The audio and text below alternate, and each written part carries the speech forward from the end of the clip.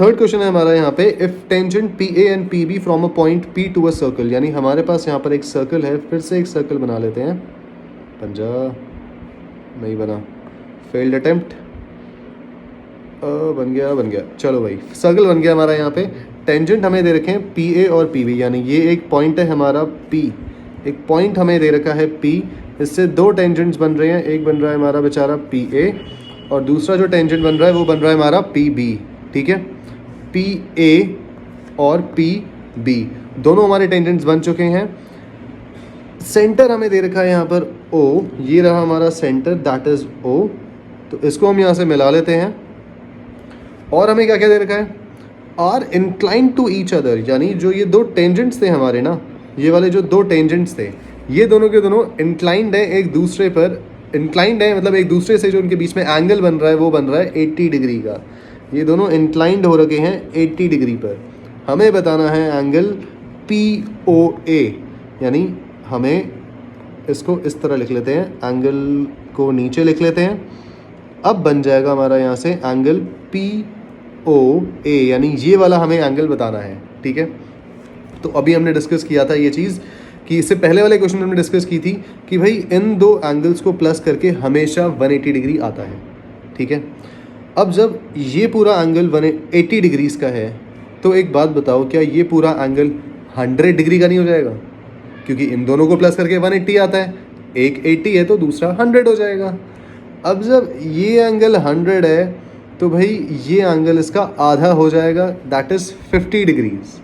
ठीक है, तो आंसर तो इसका 50 डिग्री है, बट अब इसे लिखना कैसे है अगर ये MCQ के अलावा 2 या 3 मार्कर क्वेश्चन में आता है? तो हमें पता है यहाँ से कि angle A P B plus angle B O A ये आएगा हमारा 180 डिग्री के इक्वल, और एंगल ए पी बी हमें जो दे रखा है यहाँ पे, एंगल ए पी बी हमें दे रखा है 80 डिग्रीज का, plus angle B O A equal to 180 degree, और यहाँ से एंगल बी ओ ए हमारा आ गया 180 माइनस 80 डिग्रीज जो है 100। ठीक है, यानी ये पूरा एंगल हमारा 100 डिग्री आ चुका है, बट हमें तो उसका आधा निकालना है, हमें केवल ये पिंक वाला जो एंगल शेड किया है वो निकालना है। अब इसके बाद हम लेंगे दो ट्राइंगल्स, कौन सा? एक तो ट्राइंगल लेंगे इन triangle A O P and A O P लेंगे, and triangle P B O, A O P और बी ओ पी लिख लेते हैं इसको, बी ओ पी, थोड़ा कॉन्ग्रुएंसी मैच करेगी ना, बी ओ पी। अब ठीक है, देखो भाई ये तो दो एंगल्स हमारे 90 डिग्री हो जाएंगे, हम इन दो ट्रायंगल्स की बात करने वाले हैं, इन दोनों को हम कॉन्ग्रुएंट प्रूफ करेंगे और उसके बाद इस पिंक वाले ट्रायंगल एंगल को येलो वाले एंगल के इक्वल पुट कर देंगे। ठीक है, प्रूफ कर देंगे CPCT से। तो देखो कॉन्ग्रुएंट कैसे होंगे भाई साहब ये दोनों के दोनों, इन दो ट्रायंगल्स में एक तो angle A will be equal to angle B equals to 90 degree each. Reason क्या आएगा? Angle between radius and tangent. ठीक है, angle between radius and tangent, ये हमारा एंगल आ जाएगा। दूसरी हमारी क्या चीज़ आ जाएगी? OA इक्वल्स टू OB, ये दोनों के दोनों रेडियस है ना सेम सर्कल के, OA और OB इन दो ट्रायंगल्स में इक्वल आ जाएंगे, यानी radii of same circle, radii of same circle, ये लिख सकते हैं ऐसे हम। इसके बाद थर्ड जो चीज़ आएगी हमारी, OP कांस्टेंट आ जाएगा, OP कॉमन आ जाएगा, OP इक्वल टू OP, ये हमारा कॉमन आ गया। COMMON, हैंड राइटिंग मेरी बड़ी अच्छी है ऐसी, CO, ये हमारा कॉमन आ गया।